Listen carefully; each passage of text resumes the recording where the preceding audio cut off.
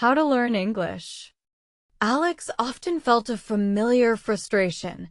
He understood English perfectly when he read or listened, but his tongue tied itself into knots when he tried to speak. He could follow complex movie plots and comprehend intricate news articles, yet forming simple sentences aloud felt like navigating an impossibly dense linguistic maze. This silent struggle plagued his dream of true English fluency. The gap between his understanding and his ability to articulate was immense, a chasm that seemed to widen with every missed opportunity to converse. He craved the effortless flow of native speakers, their quick wit and natural rhythm, but his own attempts felt clumsy, forced, and utterly inadequate. It was a disheartening daily battle. He yearned to engage in spontaneous conversations, to share his thoughts and ideas without the paralyzing fear of grammatical errors or mispronunciations. Imagine having a wealth of knowledge stored in your mind, inaccessible because the verbal gateway remained stubbornly shut. This yearning fueled his ultimate decision to finally conquer his speaking fears. The fear of making mistakes was a relentless saboteur. Every potential conversation became an internal battlefield where the desire to speak clashed with the dread of embarrassment. He worried about sounding unintelligent, about miscommunicating, or even worse, about causing confusion. This constant self-censorship stifled his linguistic growth significantly. One day, a dream trip to London ignited a fierce resolve. He imagined wandering through bustling markets, chatting with locals, truly experiencing the culture, not just observing it passively. This vivid future spurred him to confront his speaking anxieties head-on. He realized that passive understanding was merely the first step. Active production was essential. Traditional textbook methods had brought him far in comprehension, but they hadn't unlocked his voice. He knew he needed a paradigm shift, a different approach that prioritized real-world application over rote memorization. It became clear that merely knowing words wasn't enough. He needed to integrate them actively into his spoken repertoire and daily life. His journey began with a renewed focus on vocabulary, but with a crucial twist: context. Instead of long, disconnected lists, Alex sought words within captivating stories, engaging articles, and lively dialogues. He understood that a word's true meaning blossomed when seen in its natural habitat, surrounded by other related terms and ideas. To remember words effectively, Alex started creating mental images and short, personal anecdotes for each new term. He would imagine the word in action, linking it to something familiar or humorous. This active engagement with the vocabulary transformed a passive learning task into a dynamic, memorable experience that truly stuck. Immediately using new words and sentences became his golden rule. Whether speaking to himself, writing in a journal, or crafting hypothetical dialogues, he forced active recall. This immediate application solidified the word's place in his active memory, preventing it from fading into the vast abyss of forgotten vocabulary. Practice was paramount. He also rediscovered the power of flashcards, but with a modern twist. Each card featured not just the word and its definition, but also a representative image and a full example sentence.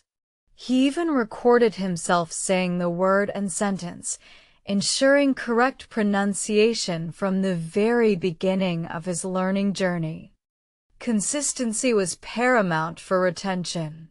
Alex dedicated short, focus sessions daily to review his growing collection of words.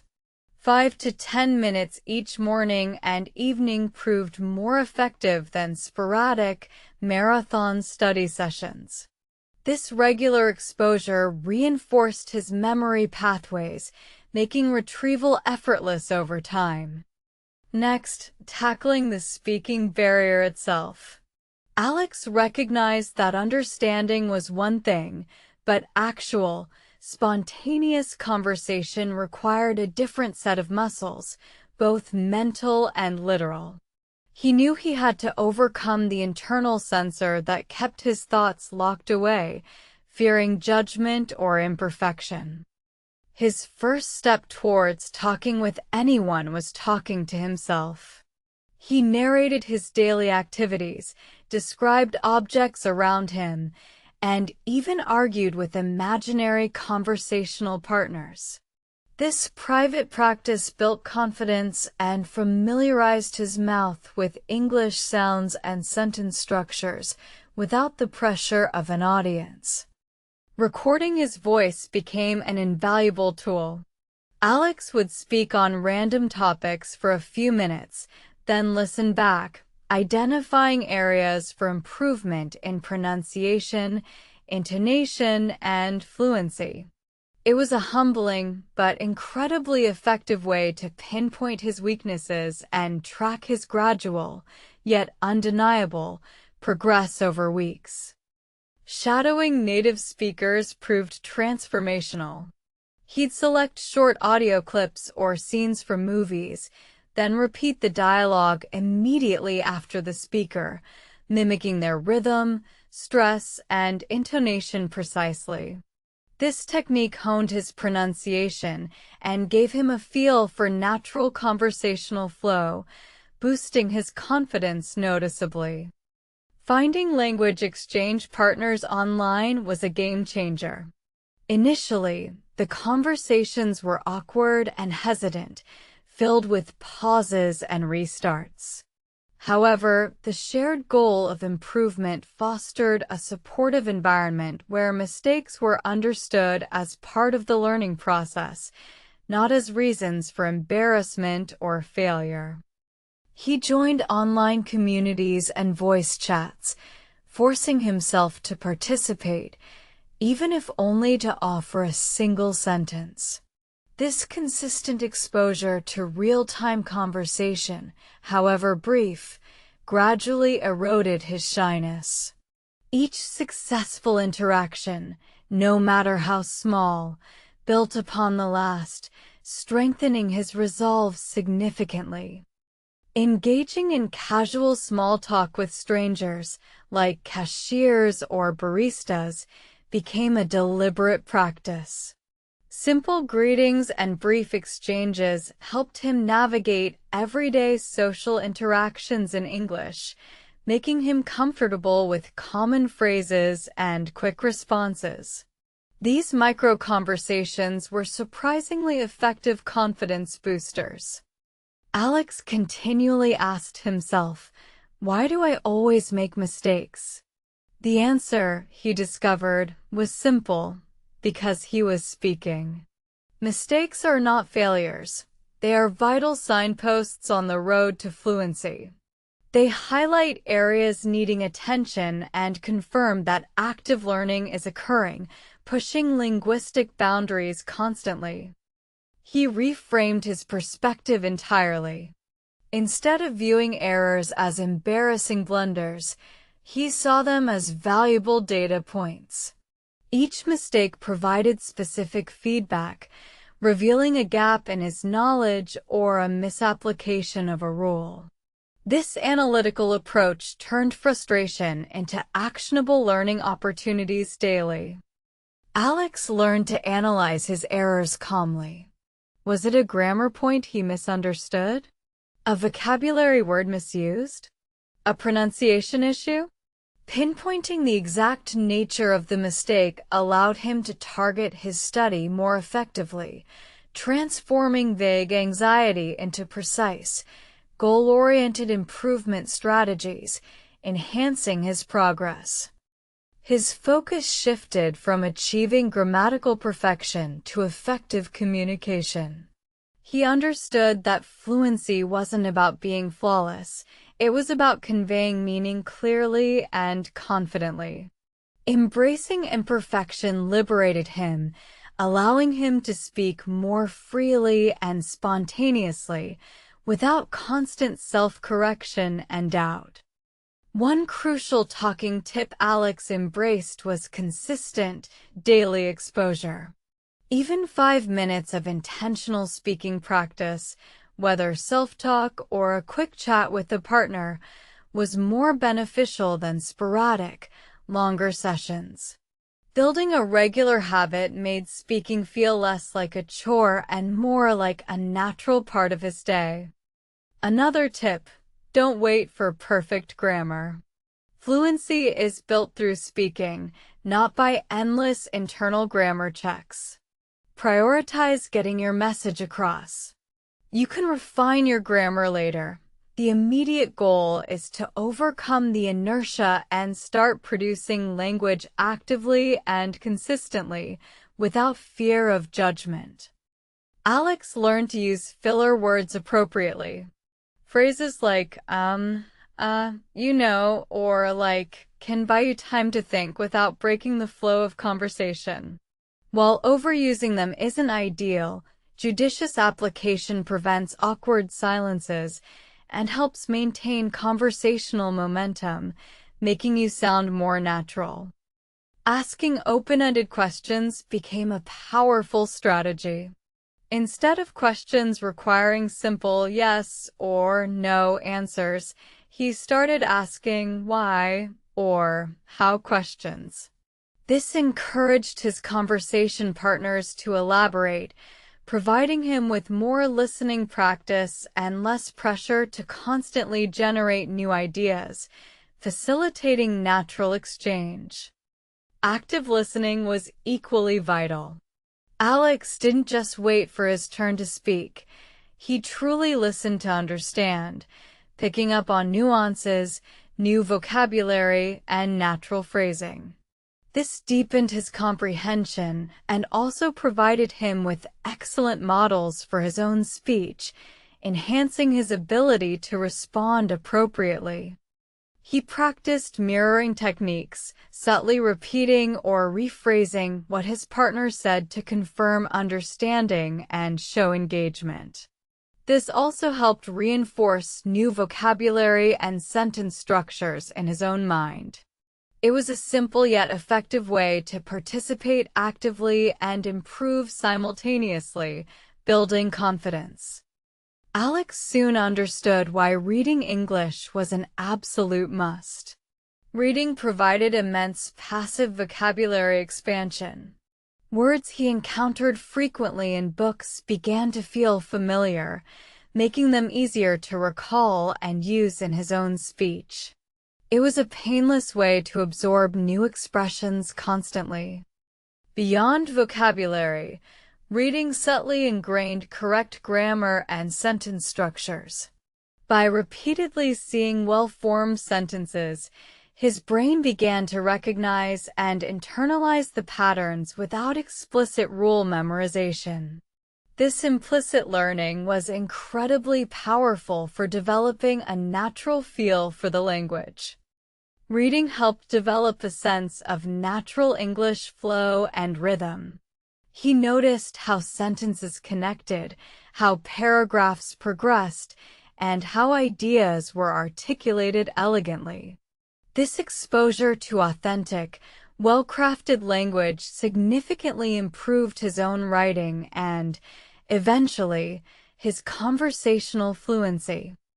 Crucially, Alex chose reading materials he genuinely found interesting. From fantasy novels to science articles, anything that captivated his attention kept him engaged and motivated. This made reading a pleasure, not a chore, ensuring consistent exposure to the language and fostering a deep love for English literature. He gradually increased the difficulty of his reading material. Starting with simplified readers, then moving to young adult fiction, and eventually tackling complex adult novels. This progressive challenge kept him engaged and ensured continuous vocabulary growth and grammatical understanding over time, building his skills. Reading also exposed him to idiomatic expressions and cultural nuances that textbooks rarely covered. Understanding these subtle layers of language deepened his comprehension and made his own English sound more authentic and natural when conversing with native speakers, bridging cultural communication gaps. He made reading a daily ritual, even if for just 20 minutes before bed. This consistent exposure to written English reinforced his learning across all skills, connecting vocabulary, grammar, and fluency in a synergistic loop. It was a foundational element of his comprehensive learning strategy daily. To maximize English talking practice, Alex joined several online language exchange platforms. He scheduled regular video calls with partners from different countries, exposing himself to various accents and conversational styles. This diversity prepared him for real-world interactions far more effectively than isolated study. He participated actively in online discussion forums and voice chats related to his hobbies. Talking about something he was passionate about made the language practice feel less like work and more like genuine connection. This authentic context lowered his inhibitions and encouraged more spontaneous speech continually. Alex also found local English-speaking meetup groups. These face-to-face interactions, though initially intimidating, provided invaluable experience with nonverbal cues and real-time responsiveness. It was a crucial step beyond online communication, offering a more complete and immersive conversational environment for him. He carried a small notebook to jot down phrases or words he struggled with during conversations. Later, he would review these notes, researching definitions or proper usage. This immediate feedback loop ensured that mistakes became springboards for learning, rather than sources of repeated error or lingering doubt. Practicing common conversational gambits, like initiating topics, expressing opinions, agreeing/disagreeing, and concluding conversations, became a focused exercise. He rehearsed these phrases silently and then tried to implement them in real-time interactions, making his conversations smoother and more natural in flow. One rainy afternoon, sheltering in a small cafe, Alex overheard a wise-looking elderly gentleman struggling with a difficult crossword puzzle. Alex instinctively leaned over and offered a subtle hint in English. This small gesture unexpectedly blossomed into a profound, very interesting story about learning. The gentleman, Professor Eleanor Vance, retired linguistics expert, smiled warmly. He noticed Alex's initial hesitation, then his clear, though slightly nervous, English. Professor Vance shared tales of his own early struggles with French, emphasizing perseverance and the sheer joy of cultural connection through language. Professor Vance recounted how he once froze during a crucial presentation in Paris, his mind blank despite years of study.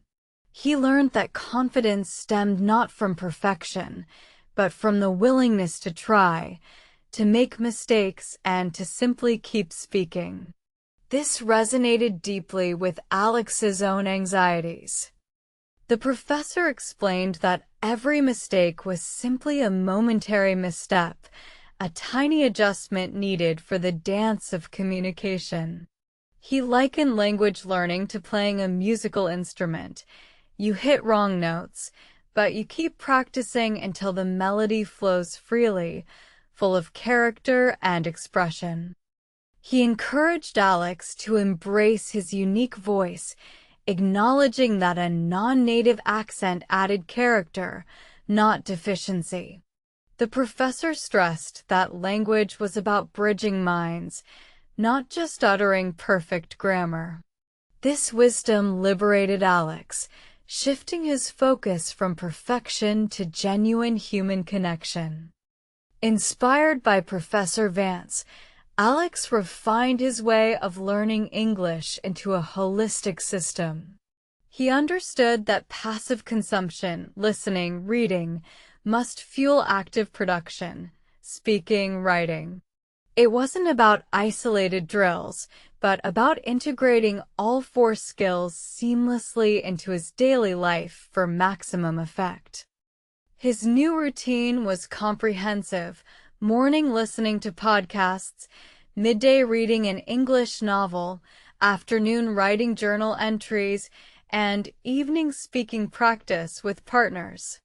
This balanced approach ensured consistent exposure and active engagement across all linguistic dimensions, accelerating his progress dramatically.